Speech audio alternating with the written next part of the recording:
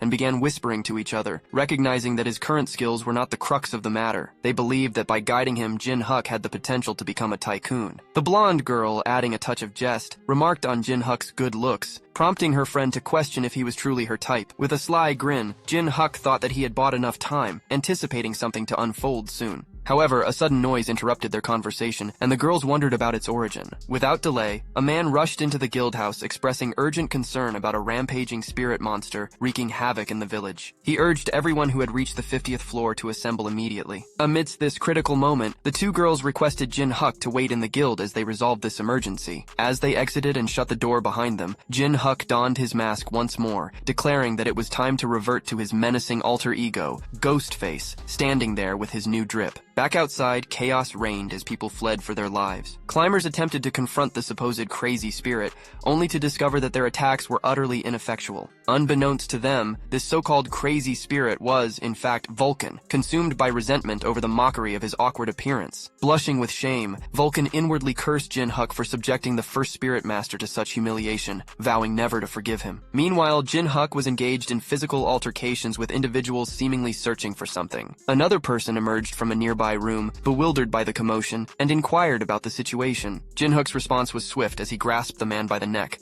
hoisting him into the air. He noticed a plethora of books inside the room the man had come from and demanded information. Jin-Huk explained that given their guild's affiliation with the Holy Kingdom, he required a list of other guilds and their precise locations. The gasping man questioned Jin-Huk's wisdom in making enemies of two members of the 9 Star. Jin-Huk expressed gratitude for the man's concern, but warned that now was not the time to worry about others. Terrified, the man reluctantly confidently pointed toward a desk inside the room he'd exited. Jin-Huk thanked him for not wasting his time, releasing his grip. As Jin-Huk perused the papers on the table, he discovered information about the Pelin siblings, realizing that the individuals before him were their pawns. He silently vowed to bring them all under his control, burning the papers as a symbolic gesture of his intent to dismantle them slowly. The scene shifted to Goldlich, who was reviewing reports when an envelope slipped from the stack, catching his attention. Intrigued, he opened the letter, wondering why Puppet had sent a separate message alongside the reports. As he read the contents, a moment of eerie silence enveloped him, followed by a nervous, sweat-inducing realization. Goldlich exclaimed, "Ghostface, how in the world do you know about this?" Due to Jin-Huk's involvement in igniting the building, a massive fire suspected to be an act of arson engulfed the village. Unfortunately, all witnesses on the scene perished. Beck Halo, the guildmaster of the White Swallow, expressed suspicion about a prospective recruit. Beck inquired about the individual's appearance and attire from two young women. Strikingly, their descriptions of Jin-Huk differed. The blonde girl depicted him as a handsome man with a prominent nose bridge, while her friend described him as unattractive with a short, stubby nose. They exchanged shocked glances, realizing Jin-Huk might have employed hallucination magic. The narrative shifts to Jin-Huk in a room where Vulcan emerged from a portal, and Jin-Huk praised his performance with an arrogant grin. Jin-Huk mentioned rumors about a fearsome ghost. Vulcan, frustrated, questioned if he was mocking him. He also inquired if Jin-Huk had completed his mission without detection. Jin-Huk confidently admitted to using effective hallucination magic, causing everyone to remember him differently. When Vulcan asked about the gathered information on other guilds, Jin-Huk stated that having it in his mind sufficed. Suddenly, a knock at the door interrupted them. Vulcan asked if Jin-Huk had requested room service, but Jin-Huk denied it. He donned his mask and devised a plan. He'd open the door on the count of 3, and Vulcan would apprehend the visitor. Jin-Huk counted 1, 2, 3, and Vulcan swiftly summoned chains to capture the knocker, revealing it was Hal Xiang. He informed Jin-Huk that Puppet had sent him to convey that the Gold Lich had arrived at the 10th floor branch. Upon reaching the 10th floor, they encountered numerous knights. Jin-Huk inquired about the Gold Lich's whereabouts, and the Gold Lich himself acknowledged Jin-Huk's audacity and commended his courage for showing up. With a menacing demeanor, the Gold Lich warned Jin-Huk of a steep price to pay, declaring that individuals who possessed knowledge of certain matters couldn't exist within the tower. As the Gold Lich departed, he ordered the knights to escort Jin-Huk, barely clinging to life, to his room. Jin-Huk's demeanor turned menacing as he challenged the knight leader, asking if he desired a fight. In response, the knight leader ordered his comrades to prepare for battle, but before they could react, Jin-Huk delivered a powerful punch to the leader while chastising him for foolishly revealing their strategy. The other knights watched in shock as their captain was defeated. Without hesitation, Jin-Huk swiftly incapacitated all the standing knights and then advanced towards the Gold Lich, wielding the knight's equipment. The Gold Lich, in a dramatic turn, caused the gold coins around him to levitate, almost resembling liquid. The coins transformed into projectiles and barraged Jin-Huk relentlessly. Internally, Jin-Huk recognized this power as golden power, where the Gold Lich converted gold into mana for his attacks. Jin-Huk skillfully deflected the onslaught of coins and questioned if that was all the Gold Lich had to offer. However, the Gold Lich wasn't finished. He morphed the gold into sharp-pointed blades, warning Jin-Huk that the majority of the gold in the branch could unleash a devastating wave. Even if it's the so-called ghost face, he will be critically injured. Just as an explosion occurred around Jin-Huk, seemingly ending the confrontation, Jin-Huk surprised the Gold Lich by revealing he wasn't defeated. He held a spear to the Gold Lich's neck, claiming victory in their verbal battle. Pushing away the spear, the Gold Lich arrogantly remarked that he could easily eliminate someone like Jin-Huk if he wished. To the Gold Lich's shock, Jin-Huk countered, stating that he couldn't be killed. Jin-Huk emphasized that the Gold Lich hadn't inquired about his information source, and that they intended to capture him alive. Jin-Huk offered to reveal his source, leading the Gold Lich to request his presence in a grand room. Jin-Huk marveled at the opulence of the room, acknowledging the power of money. The Gold Lich then activated his power, creating sharp blades that sealed them off from the outside world. He demanded to know the person who had informed Jin-Huk about his ownership of the auction. The auction serves as an expansive system enabling the trading of items within the tower. However, this intricate system wasn't a natural occurrence within the tower. It was crafted by a singular individual, Gold Lich. Internally, Gold Lich harbors concerns that the exposure of this truth could undermine the very foundation of his Gold Lich enterprise. With a fiery glare, Gold Lich interrogates Jin-Huk, inquiring about the source of the information that implicated him as the auction's owner. Jin-Huk, donning a smirk, playfully reveals that it was merely a ruse devoid of any concrete origin. Unsatisfied with Jin-Huk's response, Gold Lich forges a substantial golden labrise, brandishing it menacingly while questioning if the loss of an arm and leg wouldn't severely hinder Jin Jin Huk. As Gold Lich launches his assault, Vulcan materializes and delivers a powerful punch, shattering the formidable lays into fragments. Gold Lich's eyes widen in astonishment as he comprehends that Jin Huk has employed a soul soldier. Maintaining some distance from Jin Huk, Gold Lich astutely observes that only a spirit master possesses the capability to wield soul soldiers, prompting him to inquire how Jin Huk has acquired this skill. Jin Huk removes his mask, revealing a wide grin as he addresses Gold Lich by his true name, Creditor William. Acknowledging Jin Huk, Gold Lich queries how he is still alive. Jin Huk proceeds to recount the events of the raid on the 600th floor, the betrayal by the 9-star, Bale's bestowed gift, and his subsequent resurrection. Gold Lich is left deep in thought hearing this narrative for the first time, while Vulcan regards Jin Huk with newfound interest. Gold Lich then conveys his disbelief in standing before the person he thought was Cha Jin Huk. Jin Huk counters by affirming that his identity remains unchanged, albeit with a dash of surprise. Gold Lich subsequently inquires about Jin Huk's motives, to which Jin Huk responds by expressing his need for financial assistance from the Gold Lich Company. He proposes a sponsorship-type contract. Gold Lich, however, asserts that Jin Huk shouldn't speak of the company as if it were his own. Jin Huk rebuts this by emphasizing his significant contributions, highlighting his role as a founding contributor and the largest shareholder of the Gold Lich Company. Noting Jin Huk's assertiveness, Gold Lich remarks that he finally perceives the true Jin Huk. In their conversation, Jin Huk humorously quips that he is indeed the genuine Jin Huk. Gold Lich then underscores the necessity for reciprocity, even if Jin Huk is without a doubt the authentic Jin Huk, emphasizing that a contract requires both parties to contribute. Jin Huk proceeds to offer valuable insights he's deduced from the wealth of information he's collected and synthesized over time. Gold Lich, intrigued, agrees but mentions that the price will be determined after hearing Jin Huk's revelations. With a focused demeanor, Jin Huk begins by revealing the 9-star's sinister plan to undermine him. He posits that this implies the existence of a mastermind orchestrating the scheme, given the strong-willed nature of the siblings, making them unlikely to cooperate unless commanded by a power higher than them. That higher authority, he asserts, can only be the tower's 4 monarchs. Gold Lich is visibly astounded and asks Jin Huk to pause, inquiring if he is referring to the tower's 4 royalties. Jin Huk confirms this and explains that the 4 royalties are driven by the desire to preserve the dominance of their respective species. With other species ascending the tower, which has emerged as a realm from another world, their influence diminishes. As a result, they aim to reach the tower summit or eliminate potential threats that could challenge their supremacy. Those who partake in the struggle stand to become rulers of their respective floors. Gold Lich queries if this is the extent of Jin Huk's deductions, especially since Jin Huk was the primary victim in this situation. Jin Huk reveals that the Oni village on the 100th floor possesses this knowledge. He further adds that he is aware of the sole survivor of that catastrophic event, a young Oni girl named Haru. The scene transitions to Haru, decapitating an orc. She inwardly laments that it's still insufficient to defeat the orc boss. She must significantly augment her strength. Her struggles with the 10th floor boss challenge weigh heavily on her mind. Inwardly, she resolves that to reunite with Jin Huk, she must undergo a substantial transformation. Suddenly, her sword queries why she's groaning when she simply needs to utilize its power. The sword suggests that dispatching the orc boss would be effortless with its assistance. However, Haru declines, citing her promise to Jin Huk not to wield the Dragon Slayer's sword's might. She firmly asserts her commitment to growing stronger on her own, and requests the sword not to engage her in conversation. Gold Lich then voices his puzzlement. During that fierce conflict, the Oni dispatched only a young child and a sword. Jin Huk confirms that Haru and the sword are indeed the targets. He elaborates that to eliminate a single young Oni, they decimated the entire species. In essence, they're handicapping themselves. Inwardly, Gold Lich acknowledges the implausibility, but recognizes that it would explain everything. Jin Huk rises and declares his motive as revenge. He vows to obliterate everyone, including the 9-star, the supporters of the 4 royalties, and the 4 royalties who murdered Gold Lich's family. With his newfound trust in Jin Huk, Gold Lich channels power from the outside world. Just then, Bal arrives inquiring about Jin Huk and Gold Lich's discussion. The 9-tailed fox chimes in with an unrelated remark, irritating Jin Huk, who snaps at them to be quiet and not disrupt the atmosphere. Gold Lich, finally accepting Jin Huk's offer, expresses his willingness to provide Jin Huk with his insights. Still somewhat skeptical, he challenges Jin Huk to prove that he is truly Cha Jin Huk. At this moment, Jin Huk lets out a weary sigh and questions whether he truly lacked trust to this extent. He inquires of Gold Lich whether such an extreme measure is necessary. Gold Lich responds by emphasizing his role as a merchant, where trust holds immense value and is not something he can afford to take lightly. Jin Huk finds this rather irksome, prompting him to reach out to Bal for a character reference. Jin Huk proposes a handshake, but Bal, still hesitant, requests not 1 but 3 handshakes as a condition for vouching for him. Jin Huk agrees and completes the handshakes, with his title Peak of All Evil on the line. Bal vouches for Jin Huk. Gold Lich, compelled by this display of trust, offers his hand for a handshake and expresses his willingness to believe Jin Huk. As their hands meet, Jin Huk wastes no time in presenting his initial request to his sponsor. Gold Lich accepts and assures him that if it's something purchasable, he'll acquire it promptly. Jin-Huk, resolute in his purpose, reveals his need for an extensive array of weapons suitable for use within the tower, along with plenty of spares. Gold Lich, puzzled, questions Jin-Huk's motives, reminding him that he's a spirit master and asking if he's going to start a war on the 10th floor. Jin-Huk grins and inquires whether Gold Lich is familiar with the term All-Master, showcasing his status window as evidence. Upon seeing the All-Master class designation, Gold Lich is left dumbfounded, realizing the significance of Jin-Huk's newfound strength. Jin-Huk proceeds to explain that the All-Master class, as the name implies, enhances all of his stats, even for weapons he's never wielded before. It imparts a profound sense of familiarity, as if he has years of experience with each weapon. Inwardly, Gold Lich acknowledges that while Jin-Huk may be currently weaker due to reincarnation, his potential has skyrocketed. Gold Lich decides that his priority should be to exponentially increase Jin-Huk's potential and promptly summons Puppet. Puppet enters, inquiring if their conversation has concluded. Gold Lich then tasks Puppet with procuring and gathering all the weapons available on the 10th floor, discreetly using various company names to avoid suspicion. Presenting his golden card, Gold Lich instructs Puppet to label the weapons as VIP. After some time, Puppet returns holding a single piece of clothing. This leaves Jin-Huk perplexed, as he had expected a much larger assortment of weaponry. Puppet informs Jin-Huk that all the weapons he requested are actually stored inside the coat. Initially perplexed, Jin-Huk's confusion dissipates as Gold Lich grins and reveals the coat's true nature, a subspace coat. This remarkable coat possesses a lining that connects to a subspace capable of storing as many inanimate objects as a large storage room could. Furthermore, its temperature, size, and color are adjustable at the user's will, and it's enchanted with protective magic. Gold Lich emphasizes that this item is exceptionally rare within the tower and advises Jin-Huk to use it with care. With his newfound drip, Jin-Huk playfully suggests that Gold Lich should also exercise caution, given Jin-Huk's ambitious spending habits. The scene transitions to a portal opening, and Kim, along with his two companions, emerges from it, barely clinging to life. One of them, in blue, notes that since they challenged the boss as a party, they didn't earn any achievements but survived thanks to Kim's support item. The one in orange laments that they've exhausted all their resources before reaching the 10th floor and questions how they'll continue their climb. Kim, wearing a joyful expression, reassures them by mentioning the White Swallow Guild's presence on the 10th floor, suggesting they'll find support there. However, his thoughts secretly turn to Jin-Huk, now identified as Ghostface. He clenches his teeth in anger and vows to make Jin-Huk pay for the humiliation and threats. Returning to a cheerful demeanor, Kim informs his companions that they're about to enter the bloody revenge battle. Upon arrival, they are shocked to discover the building in ruins. Night falls, and they learn that other guild members have evacuated to the 30th floor. With limited skills and resources, they ask Kim for guidance, realizing the challenge of reaching the 30th floor under these circumstances. As Kim remains silent, the man in blue prompts him to say something, while the man in orange expresses their trust in Kim, highlighting that aside from his guild affiliation, he's nothing special. Internally, Kim seethes with frustration, considering his companions useless. He contemplates using this opportunity to rid himself of them, believing they wouldn't have passed the 10th floor without his help. Suddenly, their attention is drawn to a trembling and whimpering baby fox on the street. Kim, irritated by their lack of food to offer, scolds the fox when it dares to lick his foot. Frustration boils over, and Kim cruelly kicks the defenseless creature, causing it to cry out in pain. In a moment of cruelty, Kim vents his own stress by relentlessly kicking the fox while cursing his misfortune and lamenting that everything in his life seems to go wrong. Then a glimmer of light appears in a dark alley, and in a flash, Kim's foot is severed by a swift knife strike, leaving him bewildered. Menacingly, Jin-Huk commands him to cease his brutality, warning that it will take time to tend to the injured fox. Kim, racked with pain, pleads for the stranger's identity, but Jin-Huk ominously proclaims that he's about to become the owner of the very fox Kim callously mistreated. A few moments earlier, Jin-Huk strolled through the streets alongside Vulcan. Jin-Huk mentioned they had one final destination in mind, the Tower of Class Advancement to harness spirit power. Vulcan, inquisitive, inquired about the purpose as Jin-Huk was already a spirit master. Jin-Huk explained that his class advancement was akin to becoming an all-master and regaining memories from his previous life, although he had yet to acquire spirit power through cultivation. Vulcan pondered the idea. Jin-Huk suggested they take a break from spending the Golden Lich's wealth tonight. Suddenly, a notification alerted them that the nine-tailed fox had detected something. Bal pointed in a specific direction, prompting Jin-Huk to look. As they gazed in that direction, the nine-tailed fox fell silent, leaving Jin-Huk curious. She eventually requested his assistance, revealing that her baby was in peril. Bringing us to the present moment, Jin-Huk was taken aback by the unexpected encounter with the offspring of the mystical nine-tailed fox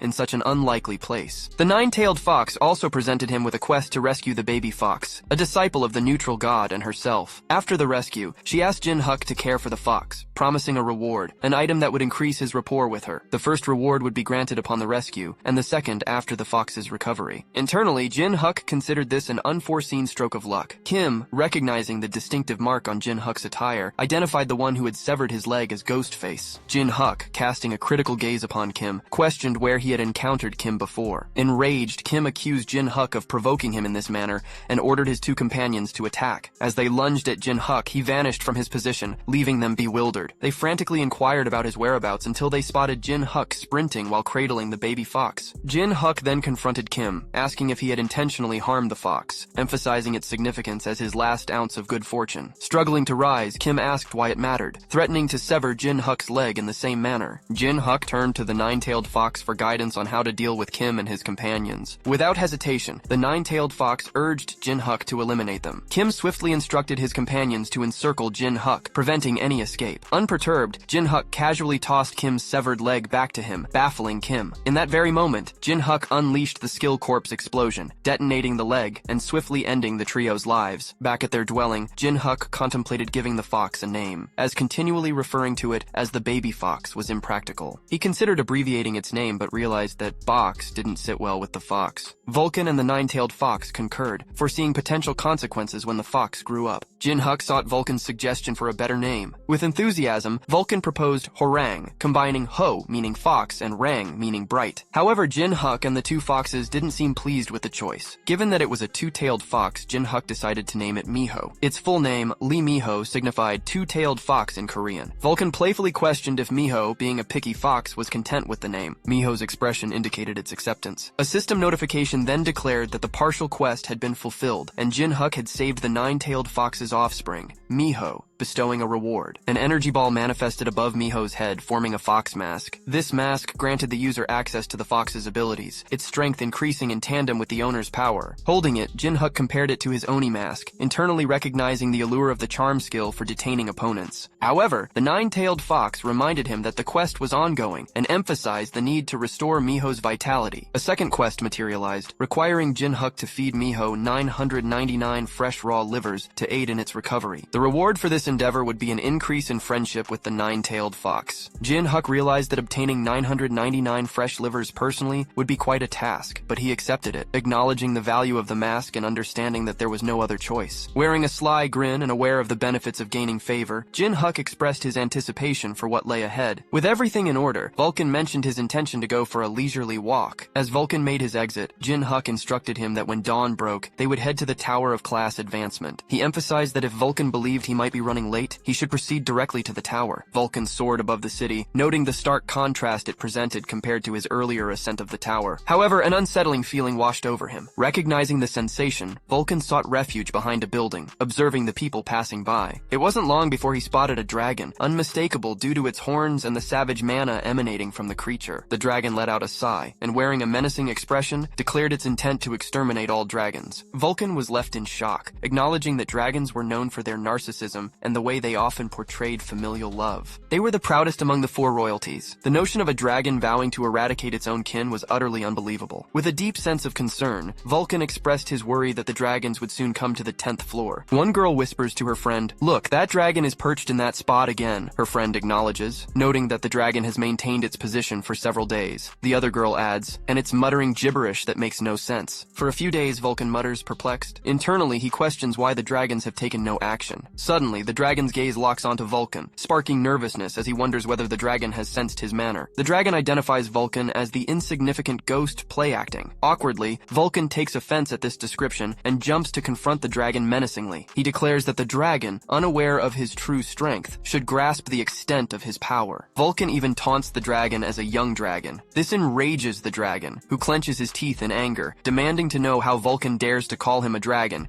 and if he wishes to face death. Meanwhile, on the outskirts of the 10th floor, Jin Huk approaches the Tower of Class Change. He mutters his frustration, cursing Vulcan for not returning and wondering why Vulcan hasn't responded to his telepathic messages. Jin Huk opens the door to the tower only to find it deserted. His attention shifts to a voice introducing itself. The man with disheveled hair and a mark on his forehead warmly welcomes Jin Huk and introduces himself as Ken, the climber responsible for the Tower of Class Change. Jin Huk remarks on the desolation, and Ken explains that few people on the 10th floor awaken their mana. It's practically a ghost town. Jin Huk comments comments and expresses his desire to use the Necromancer's room and asks Ken if it's possible. Ken agrees but requests proof of Jin-Huk's awakened mana by having him infuse a crystal orb with mana. Jin-Huk inquires if he needs to channel the mana into it, and Ken confirms. Jin-Huk places his hand on the orb and begins to infuse it with his dark and mesmerizing purple mana. The power is so overwhelming that Ken can't believe it. He wonders how a 10th floor climber possesses such potent mana. The orb becomes so saturated that it starts to crack and eventually shatters into numerous pieces. Ken's astonishment at the shattered crystal orb was so profound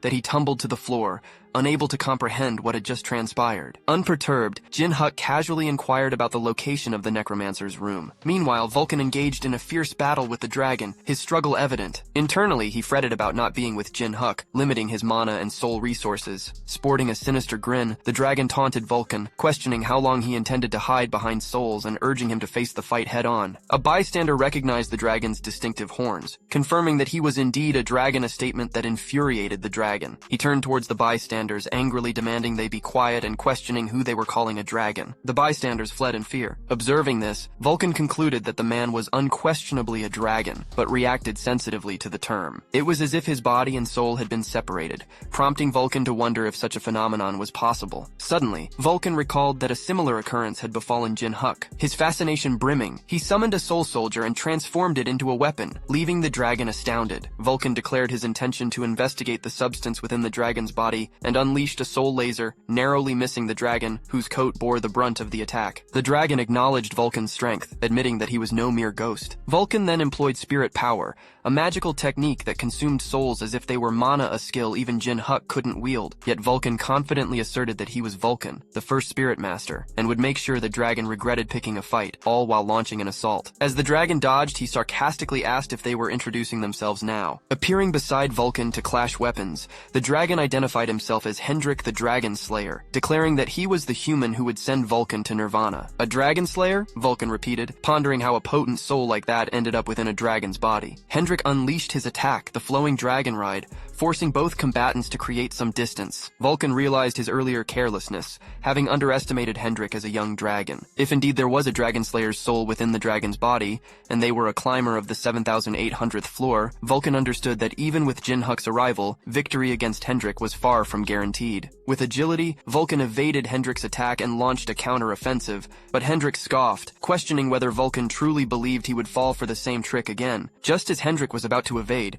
Vulcan utilized Soulbind to seize Hendrik, rendering him immobile. Vulcan then unleashed a massive attack, directing it at Hendrik. However, Hendrik countered with his own technique, 10,000 slashes, slicing through the spirit arms that held him. Suddenly, Hendrik's attention shifted to a colossal spirit hand hurtling towards him. This attack, Soulbind Giant, was executed by Vulcan and was of colossal proportions. It struck right where Hendrik stood, causing significant damage to the surroundings and the village. After that intense battle, Vulcan breathed a sigh of relief. It had been a close fight, and he'd exhausted all the mana and souls Jin-Huk had temporarily provided. Surveying the damage, Vulcan observed that the dragon wouldn't be able to move for some time, giving him the chance to escape. However, a few seconds later, a crack appeared on the giant shadow hand, and the dragon broke free from its grasp. He breathed heavily, called Vulcan's name, and then burst into boisterous laughter. He vowed to personally slice Vulcan into pieces the next time they met, raising his sword as a solemn oath. Meanwhile, Jin-Huk conversed with the yellow-haired man about the numerous rooms in the area. The man noted the diversity of magic paths and couldn't help but wonder about Jin-Huk, a 10th floor climber, who even a 35th floor climber couldn't contend with. Recalling the man's name, Ken, Jin-Huk admitted that he was an alright mage and a useful guide. As they reached their destination, Ken introduced it as the Necromancer's room. Jin-Huk observed the reagent corpses and books, noting that it was a room that necromancers dream of. Ken assured Jin-Huk that if he needed anything, he should let him know,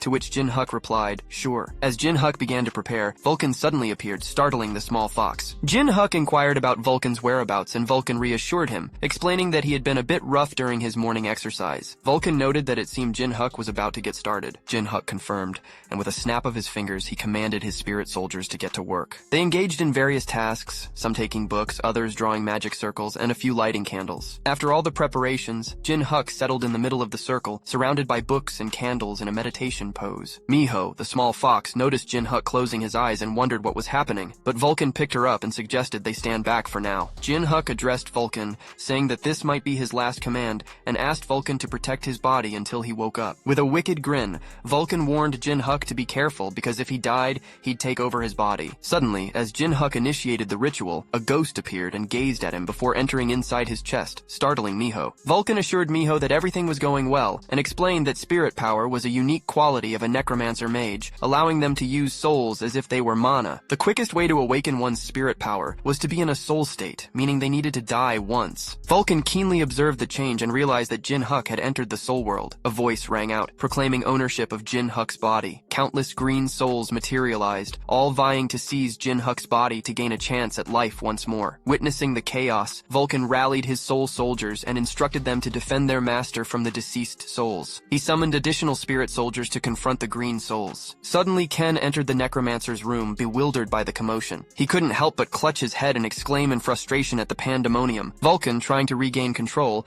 asked Ken if he was a manager there and requested his assistance. Meanwhile, Miho trembled in terror, hiding behind some books. However, she noticed a green soul about to attack Jin-Huk. Just as the green soul lunged, Ken noticed the impending danger and alerted Vulcan. In a state of panic, Vulcan urgently implored Jin-Huk to regain control because his body was on the verge of being stolen. Suddenly, Miho leapt between Jin-Huk and the green ghost. She unleashed an attack, her body emitting a pink and black glow, appearing as if she was struggling but determined to save her savior Jin-Huk. The whole crowd was left in awe by Miho's actions, leaving the green ghosts bewildered and questioning the source of the dazzling light. Upon closer inspection, their eyes formed heart shapes as they found Miho irresistibly charming, and they fell to the floor, overwhelmed by her cuteness. Even Vulcan, his spirit soldiers, and Ken weren't immune to Miho's enchanting skill. Back to his senses, Vulcan quickly snapped Ken out of his daze. Inwardly, Vulcan speculated that this skill might be a form of charm, one that not only controlled desires but also snared souls. He considered that Miho's divine heritage might make her different. Suddenly, a towering green spirit appeared, clearly agitated by the commotion. Spotting Jin-Huk, he remarked on the chaos. Vulcan nervously identified this giant spirit as a named, signifying he was a strong climber when he was alive. Vulcan understood the danger if he possessed Jin-Huk's body. As the spirit eyed it hungrily, the giant spirit's interest in Jin-Huk's body was unsettling. Vulcan realized he needed to intervene, but was still under the influence of Miho's charm. He urgently implored her to stop the giant green spirit. In response, the spirit told Miho to move aside, showing no interest in her. Undeterred, Miho leapt at the spirit, preparing to use her powers. However, as she unleashed her abilities, she felt drained, leaving Vulcan to question if that was her limit. The massive spirit raised his sword, prepared to strike Miho. She braced herself for the impact. Unexpectedly, Jin-Huk raised his finger and unleashed a dark aura beam at the spirit, astonishing Vulcan. Jin-Huk thanked Miho and pointed at the spirit, calling him a bastard. The spirit screamed in terror as Jin-Huk's attack damaged his spirit form. Jin-Huk declared that even as a ghost, the giant spirit would serve as a powerful bullet. Absorbing the smaller green ghost that was unconscious on the floor, the giant spirit confronted Jin-Huk, but he responded with a menacing glare and unleashed a barrage of dark purple energy bullets using his skill 10-fingered soul bullet, obliterating the spirit and the wall behind the spirit. Vulcan marveled at Jin-Huk's ability to gather spirit power on his fingertips and deliver such a devastating attack. Observing the aftermath and the destroyed wall, Jin-Huk removed his mask and casually responded to Vulcan, acknowledging that the attack wasn't too shabby. Sometime later, Puppet arrived at the scene and was taken aback by the chaos. He asked what it took to turn the tower into such a mess. Jin-Huk briefly explained that it was a long story, and then inquired about the purpose of Puppet's visit. Puppet explained that he came to deliver items to Jin-Huk. Among the requested items were deadly poisons of varying potencies, a firestone filled with fire energy, and a frost stone containing ice energy. Vulcan remarked that Puppet was faster than expected. Jin-Huk questioned why Puppet was giving him these items when they were meant for raids on floors above the 100th. Puppet replied with a smile, mentioning that this was his final task as the branch manager of the 10th floor. He expressed his intention to return as a climber to become stronger, setting the tower's pinnacle as his goal. Puppet believed Jin-Huk would bring significant changes to the tower, and with his skills from the 100th floor, he could become the best merchant. Jin-Huk admired Puppet's determination, noting that he was somewhat like Goldlich in the past. Holding the case, Jin-Huk assured Puppet that once he obtained the necessary skills, he would share his and Goldlich's plans. Puppet thanked Jin-Huk and left in a carriage. Jin-Huk and Vulcan watched Puppet's departure from the damaged wall. Vulcan commented on Puppet's departure, and Jin-Huk decided it was time to indulge. He sat down and expressed his intention to consume the crystals. Vulcan questioned if there was another reason, to which Jin-Huk explained that his gluttony trait would absorb the power of the things he ate. As he prepared to ingest the crystals, he asked Vulcan if he wasn't curious about the powers he would gain from consuming them. After that, Ken awakens and suddenly starts screaming, anxiously warning Jin-Huk that it's dangerous, likely from a nightmare. Vulcan notices that Ken seems disoriented, so he inquires if he's okay. Ken then asks about Jin-Huk and the fox. Vulcan reassures reassures him that both are fine, but his tone shifts as he glimpses something concerning. Ken queries him about this just as a piercing scream echoes through the room. The scream emanates from Jin-Hook, who writhes in agony while devouring the Fur Stone. Miho trembles and watches him with concern. The nine-tailed fox becomes furious, warning Jin-Hook not to display such behaviors in front of her offspring. Jin-Hook employs his skill, gluttony, kneeling amidst the flames, and after a few moments, successfully consumes the stone. The system then notifies him that he has gained burn resistance. Holding a vial of poison, Jin-Hook declares that it's now time to acquire poison resistance. Moments later, the spirit soldiers are observed gathering the lifeless orcs into a substantial pile. Jin-Hook then complains that his stomach hurts, prompting Vulcan to question why he's subjecting himself to such pain. Jin-Hook asks him to clarify, stating that he needs all of it. Frustrated, Vulcan remarks that Jin-Hook's resilience in drinking all that poison makes him quite tenacious. Jin-Hook explains that he had previously informed Vulcan about the combat techniques of the Nine Star, necessitating his preparation by acquiring resistance to various elements. Meanwhile, numerous notifications appear behind Jin-Hook, revealing his newfound resistances to all poisons, burn resistance, and freeze resistance. Jin-Hook emphasizes the importance of poison resistance as one of the Nine Star members specializes in poisons, and had he been aware of their tricks, he wouldn't have met such a gruesome fate. Suddenly, a spirit soldier arrives, and Vulcan asks if these are all the orcs in the vicinity. The spirit soldier nods in agreement. Gazing at Miho, Jin-Hook mentions that she has waited long enough and it's her turn to eat. Vulcan suggests removing the liver and feeding it to her, to which Jin-Hook agrees, noting that Miho is still a baby when considering her as a human. However, Miho takes everyone by surprise when she suddenly reveals menacing, razor-sharp carnivorous teeth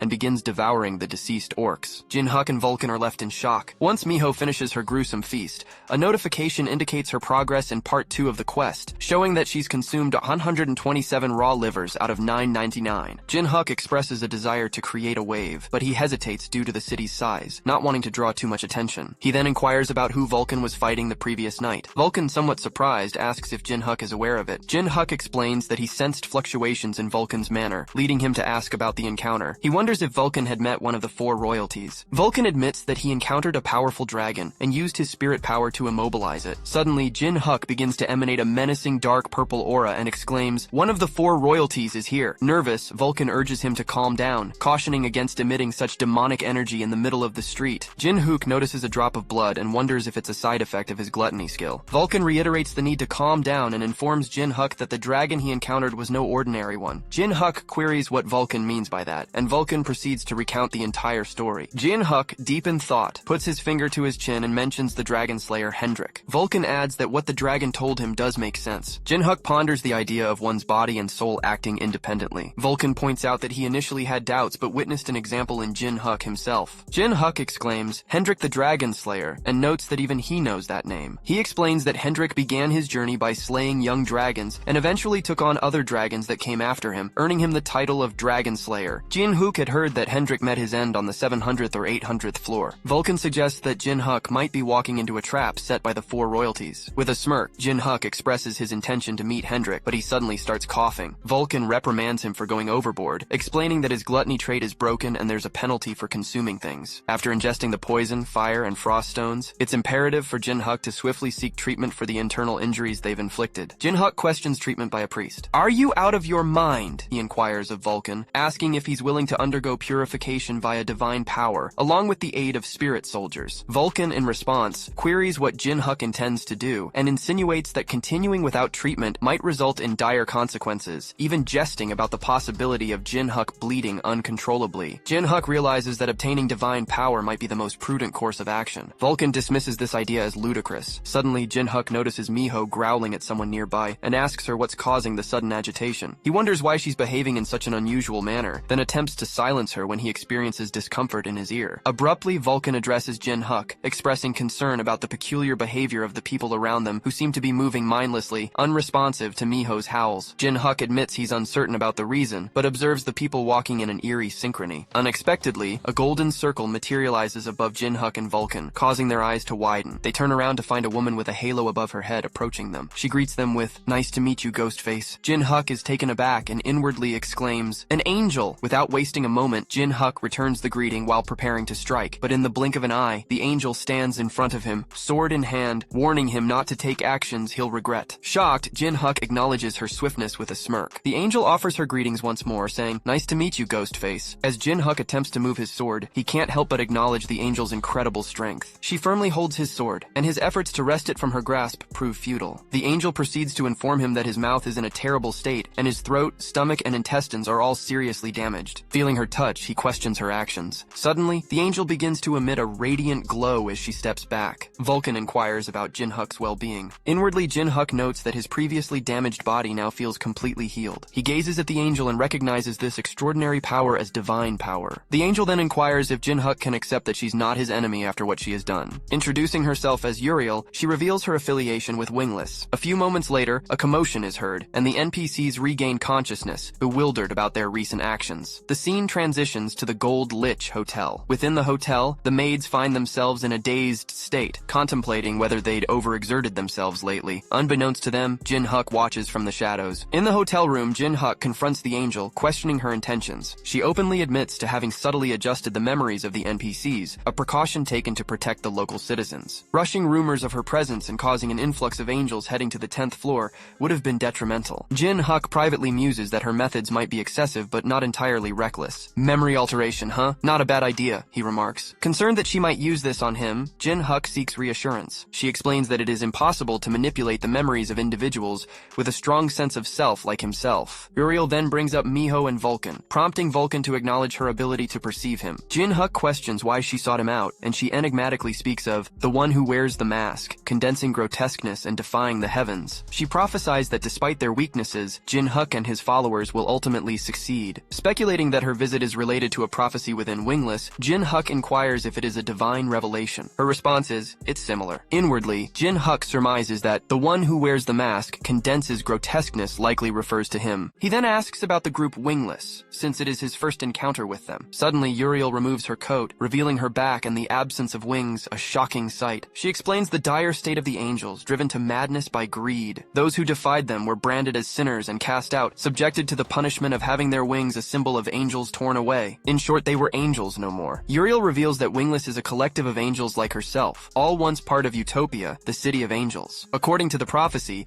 Jin-Huk would disrupt the reign of the four royalties, and Wingless sought to join forces in this endeavor. Jin-Huk lets out a sigh and begins telepathically conversing with Vulcan, seeking his guidance. Vulcan inquires what he means because he doesn't believe Uriel is lying, advising Jin-Huk to simply say yes. So Jin-Huk asks Uriel about the assistance Wingless could provide. To his astonishment, she responds with nothing, leaving him taken aback. She explains that although the power of Wingless is immense, it has marked them as enemies in Utopia's eyes, resulting in close surveillance and support coupled with angelic hostility. Inwardly, Jin-Huk muses, a stalemate, huh? He recognizes the dilemma of declining an army of former angels as a waste, while accepting it poses a significant risk. Nonetheless, he conveys his willingness to bear that risk and asks if Uriel would assist if he needed to employ Wingless's power. With a resolute expression, she replies, gladly. Jin-Huk expresses his satisfaction, stating that their alliance is now confirmed. Uriel, still addressing him as Ghostface, bows in gratitude. Jin-Huk considers introducing himself and inquires if she could momentarily blind both God and the devil. She confirms she can and uses a feather from her wings to seal the room, isolating them from the outside world. Jin-Huk recognizes that her power shares a principle with Gold Lich's abilities and questions whether those bastards could hear them. She assures him they couldn't, even if he cursed at them. Jin-Huk removes his mask and hurls curses at Bao, referring to him as a voyeuristic sick bastard, and demanding if he is listening. Uriel is visibly shocked by his words. When Bao doesn't respond, Jin-Huk acknowledges the legitimacy of Uriel's power. He explains that he needs this private space due to their shared predicament, and asks if using a false name and a mask is unnecessary. He introduces himself as Cha Jin-Huk, the same Death Star from 10 years ago. Uriel is flabbergasted and repeats his name, falling to her knees in worry. She apologizes for her incompetence, and Jin-Huk inquires if she knew the chaotic Jin-Huk who had died a decade ago. Uriel reveals that she had been present when Jin-Huk's death was discussed 10 years ago. This revelation causes Jin-Huk's mood to shift to one of anger. Jin-Huk loomed menacingly, casting a baleful gaze upon Uriel. With a resounding stomp that sent tremors through the floor and a foreboding aura enveloping him, Jin-Huk warned her to choose her words wisely. Uriel then inquired if he knew about the consequences of reaching the 999th floor of the tower. Still wearing an enraged expression,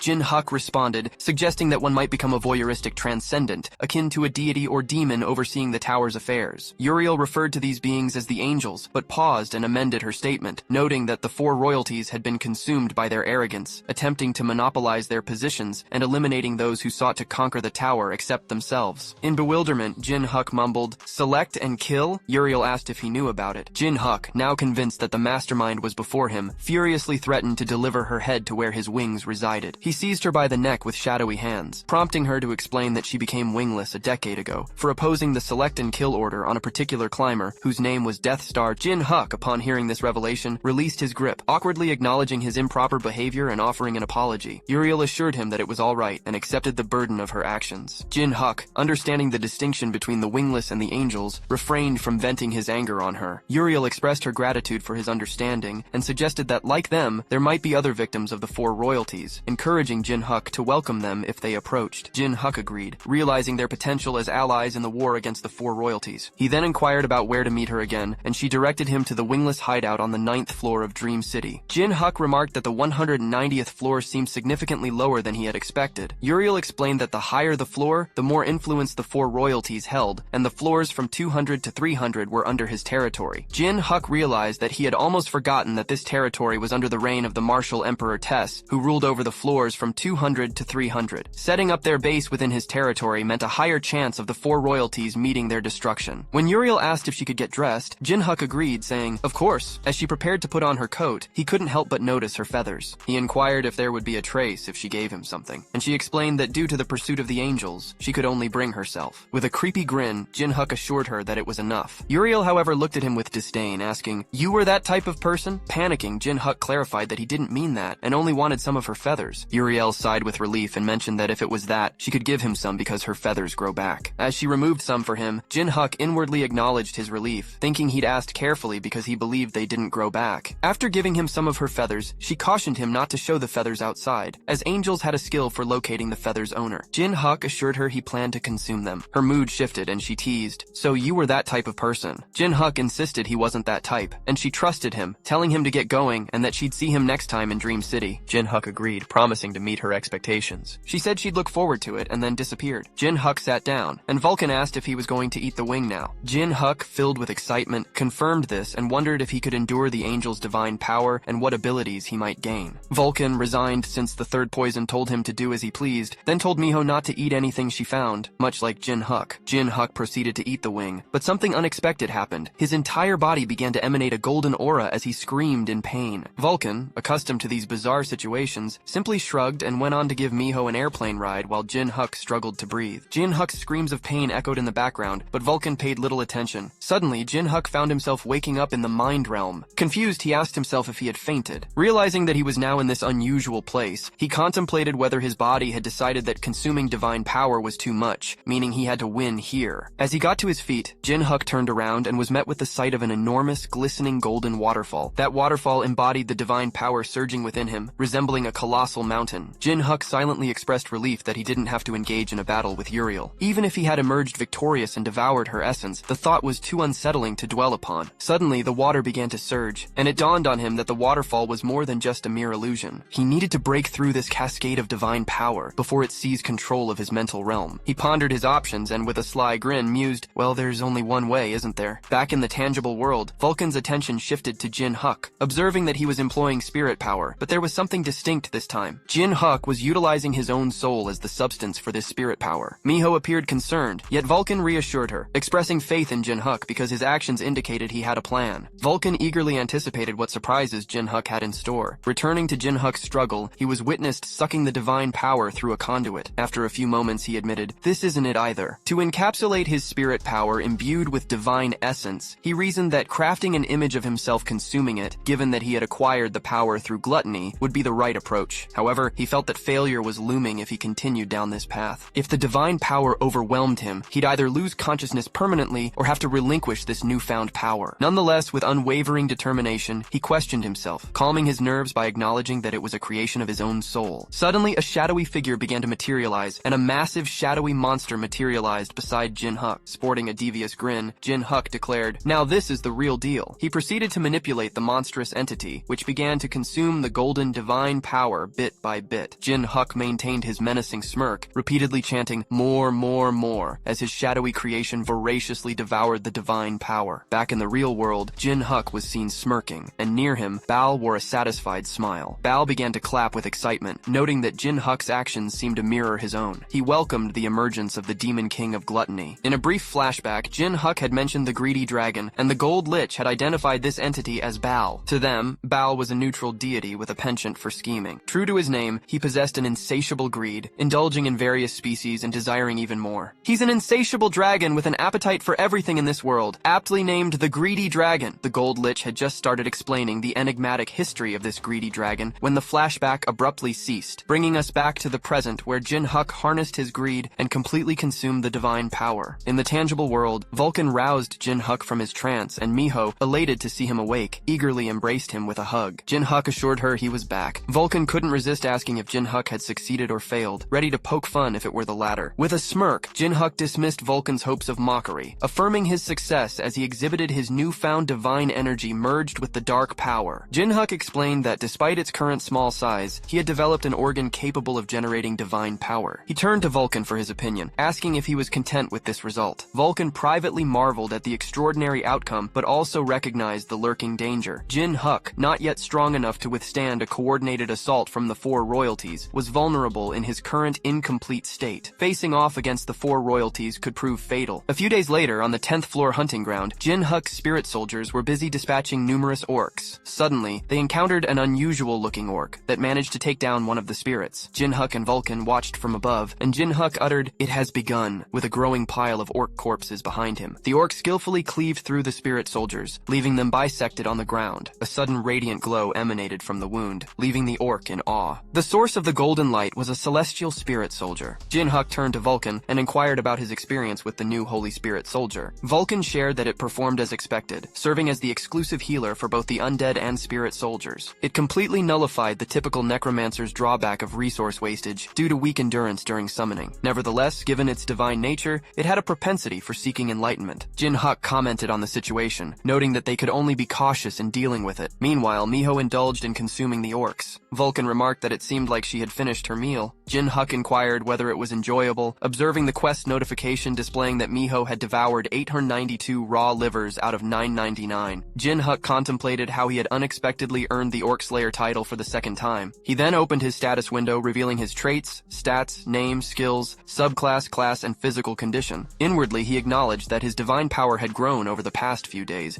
increasing by 2, although with a base value of 3, it might not be exceptionally helpful. However, he could resort to it in emergencies. Vulcan asked Jin-Huk what they should do next. Jin-Huk responded that they should proceed to meet Hendrik. Upon returning to the city, Jin-Huk inquired with Vulcan about the accuracy of the information. Vulcan affirmed that Hendrik was indeed not ascending the tower, seemingly waiting for someone. Inwardly, Jin-Huk deduced that Hendrik, a dragon slayer inhabiting a dragon's body, piqued his interest. If Hendrik remained stuck on the 10th floor, there had to be a significant reason. Just like Uriel, Hendrik might be anticipating something after listening to a revelation from the gods and demons. Vulcan informed Jin-Huk that they had arrived, and once they left the alley, they would encounter Hendrik. Jin-Huk stepped out of the alley and found himself surrounded by a multitude of people. Upon closer inspection, he spotted a man with horns and red eyes enveloped in a crimson aura. Considering their approach, Jin-Huk asked Vulcan if they should approach Hendrik directly. Vulcan, cautious of the situation, inquired whether Jin-Huk was willing to engage with Hendrik, as he might not be the person Hendrik was expecting, potentially leading to a deadly confrontation. Jin-Huk, sporting a mischievous grin,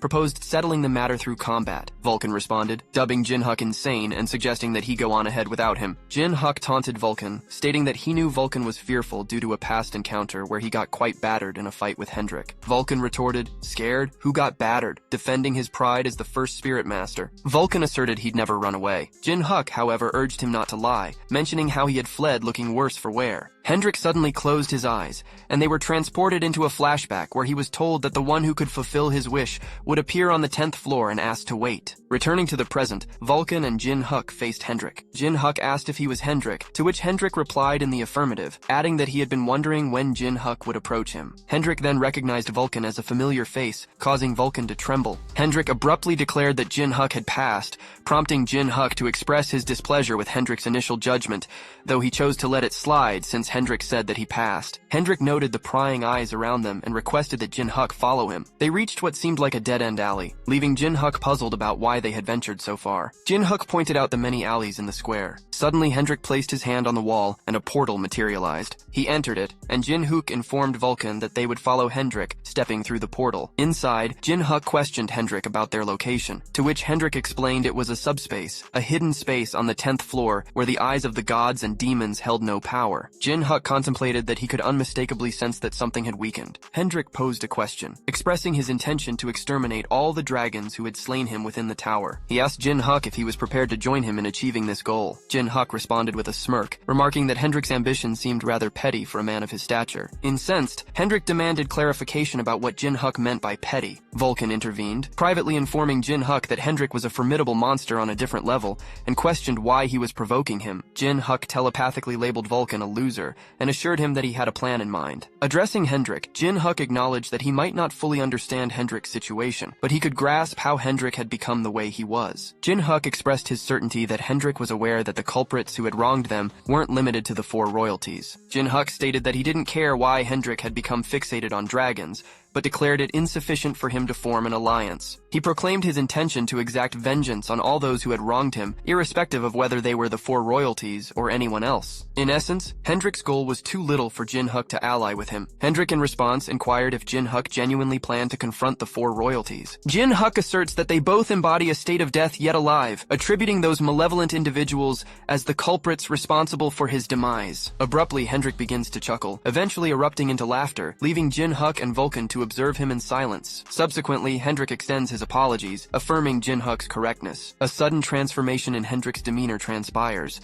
marked by an earnest expression as he proclaims Jin-Huk as the prophesied individual spoken of by Uriel. This declaration leaves Jin-Huk startled, concealing his internal wonderment concerning whether wingless beings have already approached Hendrik. Hendrik proceeds to unsheath his sword, while expressing his anticipation for an impending confrontation. He articulates his intent to personally assess and scrutinize Jin-Huk's commitment, questioning whether it is genuine or a mere charade, dubbing Jin-Huk as the one who conspires against the divine will. Subsequently, Hendrik inquires about Jin-Huk's identity. In response, Jin-Huk unveils his countenance by removing his mask, introducing himself as Cha Jin-Huk, bearing the epithet, the Death Star. Suddenly, an elderly gentleman exclaims, labeling Hendrik as a troublesome figure for revisiting this place. He questions whether Hendrik has yet to accomplish his initial purpose. Jin-Huk, perplexed, inquires about the identity of the elderly man. Hendrik reveals him as the local blacksmith and the creator of his sword. The blacksmith confirms his role and chastises Hendrik for his return, given that he has already acquired the sword. He inquires about the reason for Hendrik's reappearance. Upon closer examination, Jin-Huk discerns the old man as an Oni. The Oni observes the peculiar amalgamation of a spirit and a mythical being dwelling within a human, and inquires about Jin-Huk's identity. Jin-Huk inquires of the elderly gentleman how he had managed to survive, to which the old man, somewhat displeased, brands Jin-Huk as a disrespectful scoundrel lacking reverence for his elders. He brusquely challenges Jin-Huk to air any grievances he might have. Jin-Huk clarifies his intent,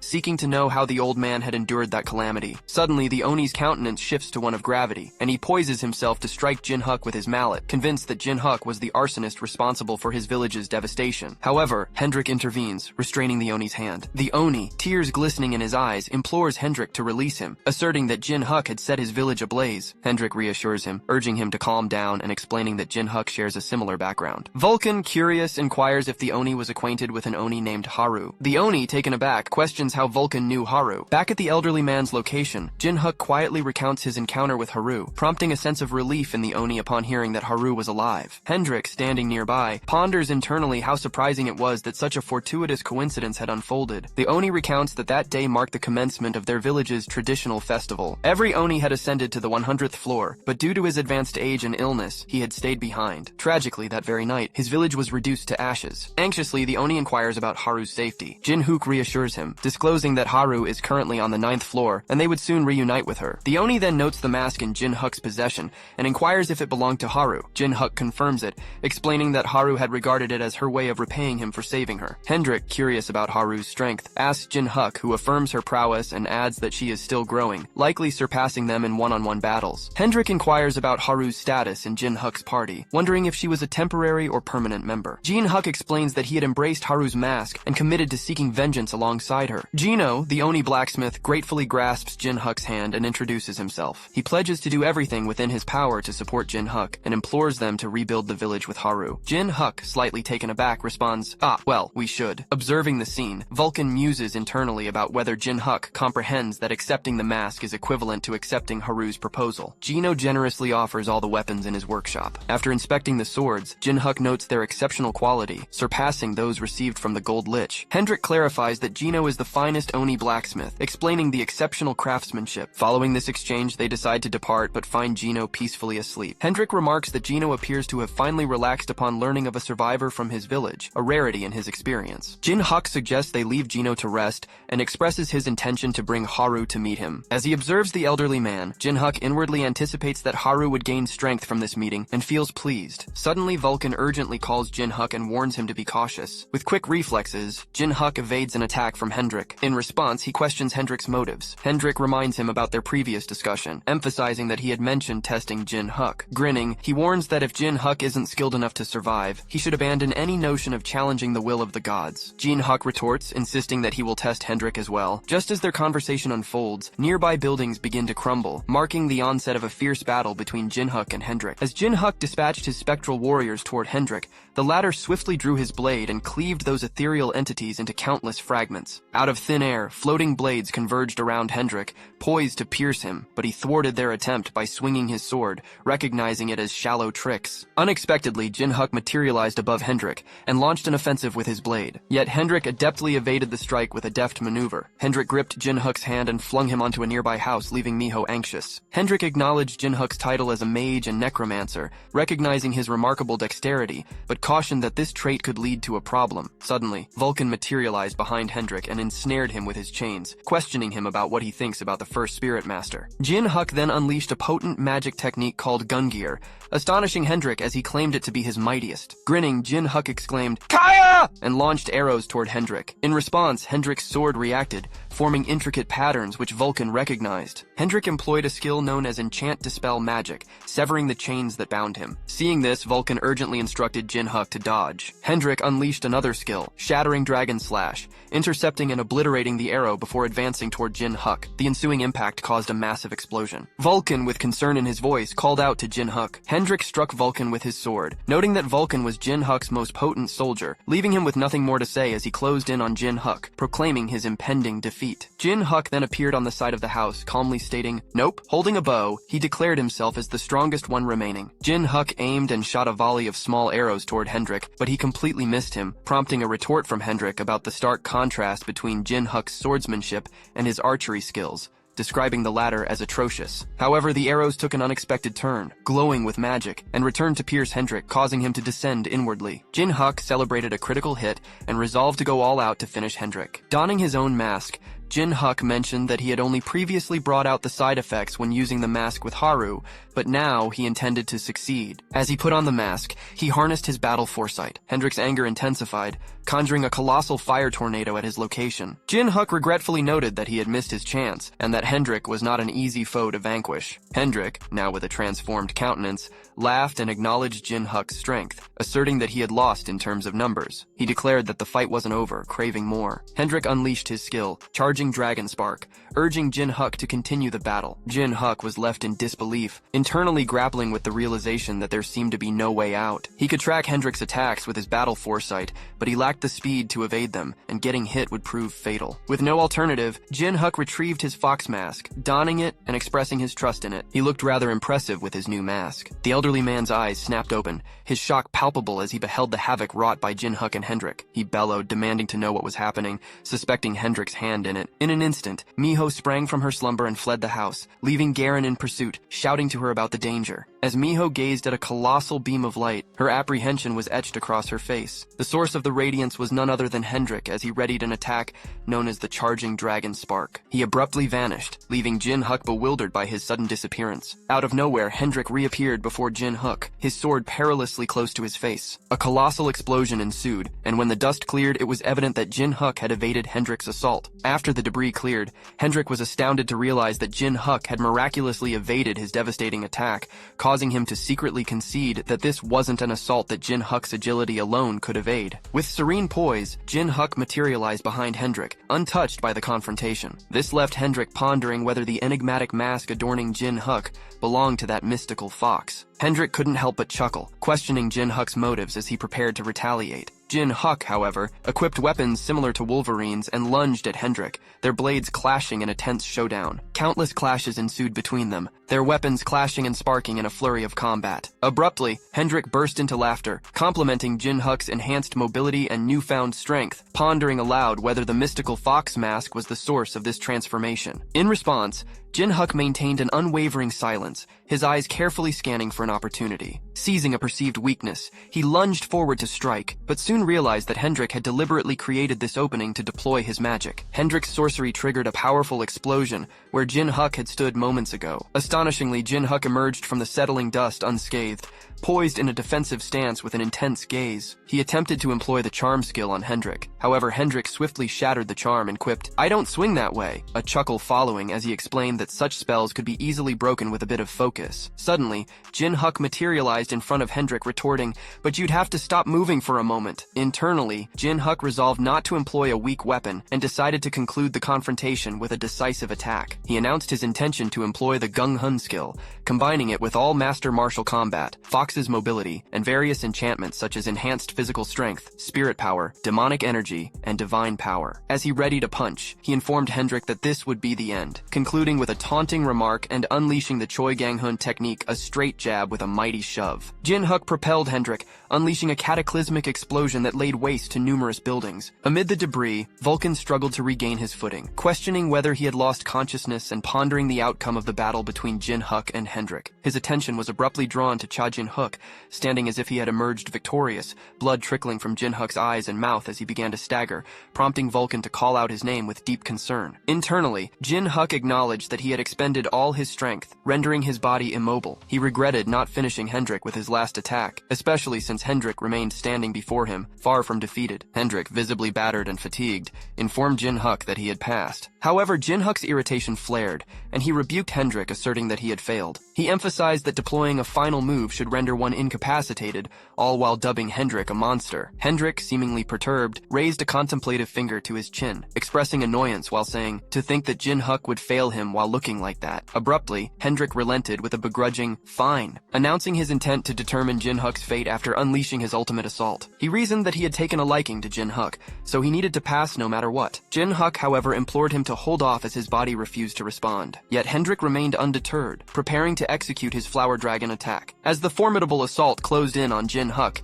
he acquiesced with a resigned, "Fine, you pass," and in his last breath, he hurled an expletive at Hendrik, branding him a fucking bastard, just as the attack made its devastating impact. The scene shifts to a comical exchange between Jin Huk and Vulcan inside the elderly gentleman's abode. Vulcan teased Jin Huk for his loss, but Jin Huk retorted, claiming that Vulcan had lost as well. Vulcan reminded Jin Huk of the promise he made to Hendrik about testing him. Jin Huk, wrapped in bandages, grew increasingly irritated with Vulcan and threatened to turn him into a spirit orb. However, his attempt was met with excruciating pain, causing him to halt, and Vulcan couldn't help but giggle, remarking, "Serves you right," while sporting a broad grin. Vulcan pointed out that he had cautioned Jin Huk not to go overboard, emphasizing that Jin Huk owed his continued existence to meeting Uriel and attaining divine power. Jin Huk playfully referred to Vulcan as an old man, further infuriating him. Clearly irked, Jin Huk challenged Vulcan to wait and see what would happen once he recovered, all while Vulcan continued to chuckle and dismissed Jin Huk's frustration as the cries of a loser. Suddenly, Hendrik swung open the door and entered the room, inquiring about Jin Huk's well-being. Vulcan began to sweat profusely, recalling Hendrik's previous threat to slice him to pieces. Awkwardly, Vulcan offered an apology for his earlier actions. Hendrik responded with a smirk, reassuring Vulcan that it was all right since they were all in the same boat now. Vulcan, visibly relieved, stammered out his gratitude and inwardly noted the stark contrast between Hendrik's demeanor in a fight against Jin Huk and his normal composed self. Vulcan then expressed remorse for the trouble Hendrik had gone through to check on Jin Huk. Hendrik inquired if he had gone a little overboard. Jin Huk, still reeling from being called Lil Broad, exploded,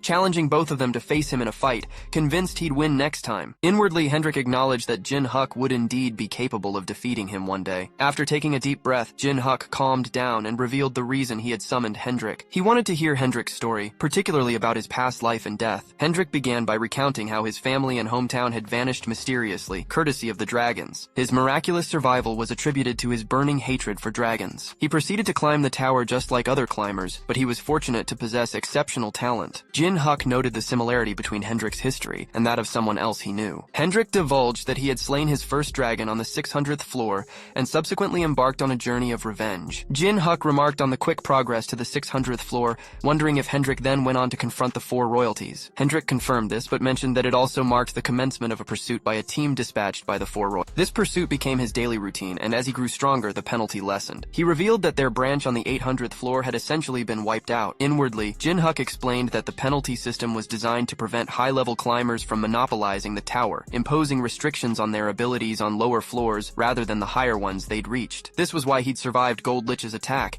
If there wasn't a penalty, he would have died from one attack. He asked Hendrik about the highest floor he had reached, and Hendrik replied, 900th floor. It was on that floor that his plan ultimately met its demise. Jin-Huk realized that Hendrik could have become a transcendent. Hendrik continued his tale, explaining that a more formidable pursuit team under the four royalties had been dispatched to capture him, and he eventually succumbed to their numbers. He became like this, he said. Hendrik found it ironic that among the myriad species, he had reincarnated into the body of a dragon. He desired death, but couldn't easily achieve it in such a powerful form, so he accepted it, vowing to use this body as a tool for his revenge. Jin-Huk replied with a smirk. Yeah, that sounds like you. Hendrik, eager to get started, asked when they should begin climbing. However, he suddenly recalled that Jin-Huk had mentioned waiting for Haru. Jin-Huk, looking puzzled, inquired whether Hendrik intended to join them in climbing the tower. With a playful grin, Hendrik quipped, "Where would I go after leaving you, weakling?" making Jin-Huk more pissed off. Hendrik then asserted that he and Jin-Huk were remarkably similar because they both had faced their last moments alone in their previous lives, marred by failure. They needed to learn from these experiences, and it would be foolish to believe they could face their challenges alone. Jin-Huk nodded in agreement, recognizing the need for a friend and ally, someone from their bloodline to stand by their side. Hendrik then made a surprising proposition, suggesting that Jin-Huk should create a guild. Jin-Huk, taken aback, stammered, "A guild?" Meanwhile, in the guild house on the 600th floor's Holy Kingdom, a woman expressed her frustration and inquired about the commotion. She opened the door and turned to Kane, asking him what was happening. Kane gazed at the flames that Jin-Huk had ignited on the 10th floor